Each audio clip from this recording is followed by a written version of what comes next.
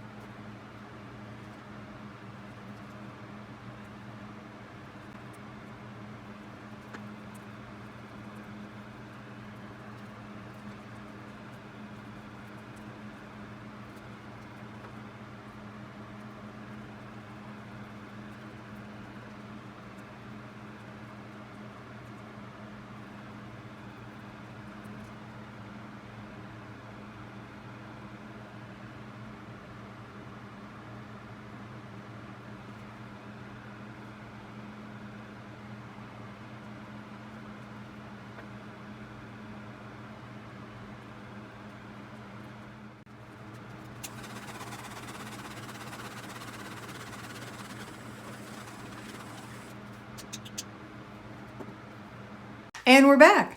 Okay, so here's where we are. This is dried. It's relatively smooth. So we have a kind of funny looking brown glittery cup now. I'm starting to rethink this, but I want to push forward with this and then I want to try something a little different just to see how both compare. But for the purposes of working on this cup, I'm going to mix up some more resin. I'm going to put it on here and then I'm going to drop on two relatively light browns. This is Highball and Rum and Coke, both from Woody's Goodies. And for my whites, I'm considering trying the deep white from Marabou. This is their newer white that's supposed to be a deep sinker. I have used this on a tumbler before and I wasn't really wowed by its ability to do the rich white swirls. So I don't know how this is going to go. And then into a little bit of extra resin, I'm going to put a few drops of Cast and Craft white opaque pigment, which will be a different kind of white and it will be actually mixed into some resin so it will behave a little differently. Heat it up after I put everything on, tilt, change direction, all that. We'll see what we get. Okay, so now we're over at a different turner with a different cup. I have spray painted this vintage white by Rust-Oleum. I'm gonna mix up some resin into the resin. Instead of doing this in 2 layers, I'm gonna try and do it all at once and just see what happens. I don't see people doing this very often. There might be a reason for that in that it doesn't work very well. This is the other brown I got from the glitter guy in the box I opened. This is a metallic 0.010 cut. So I'm going to mix this into the resin and put it on the cup, and then while it's still liquidy, I'm going to put on the alcohol inks and we're gonna see what happens. I'll be dropping these 2 relatively light browns from Woody's Goodies, one Rum and Coke and Highball, the same I'm using on the other cup. Onto that, instead of using the Marabou Deeper, I'm going to go with the Let's Resin Deeper. This is the one I actually prefer. This is Let's Resin White in Deeper, or C parentheses Deeper. And I'm gonna hit it with heat and do all the stuff I usually do with an alcohol ink swirl, and we're gonna see what happens.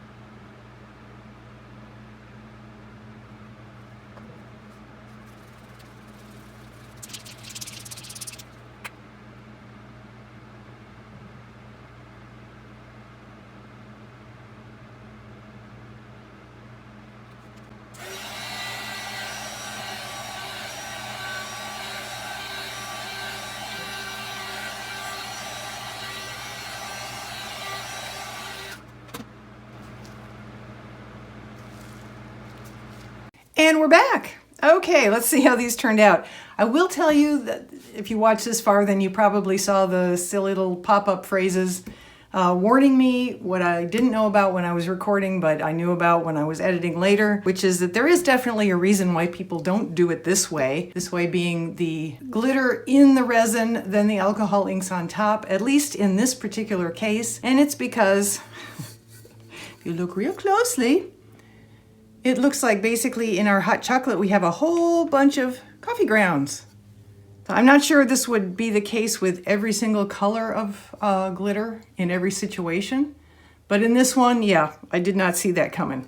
However, having said that, this one actually looks more like hot chocolate to me. This one looks more like a coffee and cream cup, and I love it. I love them both, actually. At first, when I was making this, and before I realized about having the glitter look like coffee grounds, when I put the white on, this was the Let's Resin Deeper white that I started with, and I used a little bit of the Cast and Craft pigment mixed in resin on top of that. And at first I was thinking, wow, that doesn't look good at all. But it turns out that it looks a lot more like hot chocolate this way. So I did the right thing, even though I didn't realize it at the time. It wasn't until I looked at the cup this morning that I thought, oh, okay, well, maybe this isn't such a total disaster after all. In this case, I used the deep white from Marabou. This looks great as a coffee and cream cup. You could argue that parts of it are maybe a little hot chocolatey. I mean, there's a similarity, but this one to me actually looks more like hot chocolate that has, we'll just, instead of coffee grounds, we'll say that the hot chocolate has some chocolate sprinkles mixed into it. Yeah. That's what we'll do.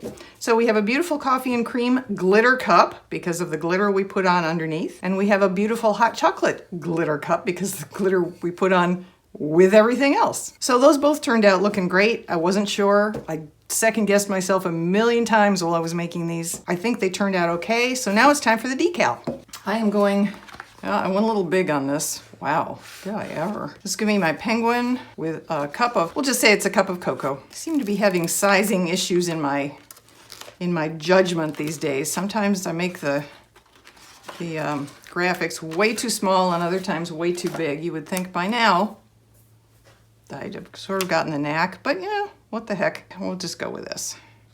Because I have it, it's ready. We're gonna run with it.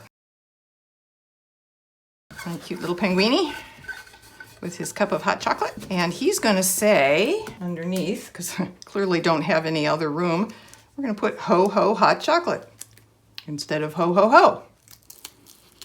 Get it? Huh? Get it?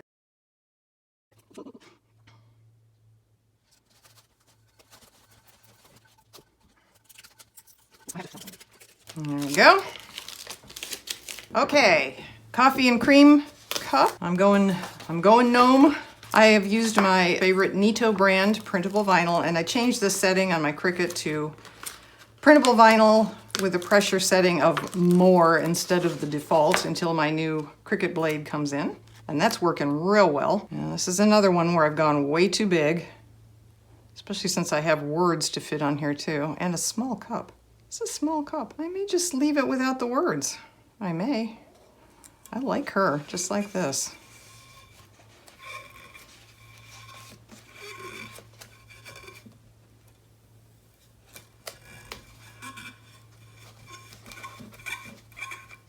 I do have this, the graphic that this came with, and I'll link to the artwork below where I got these penguins and the gnome. It says not today, nope, but clearly there's really no room here. I think this is fine. It's a coffee gnome on a coffee cup. You don't even need the words. So what I do in this situation when I have printable vinyl and regular cut vinyl to tack on before I put epoxy resin over it, over the whole cup, I will tack everything down with some UV resin. And we have beautiful sunshine today, so I will stick these out on the deck. It will cure, and then I will bring these cups back and put a layer of epoxy resin with my Marabou Rainbow alcohol ink. Then we'll do our big reveal. So stay tuned for that.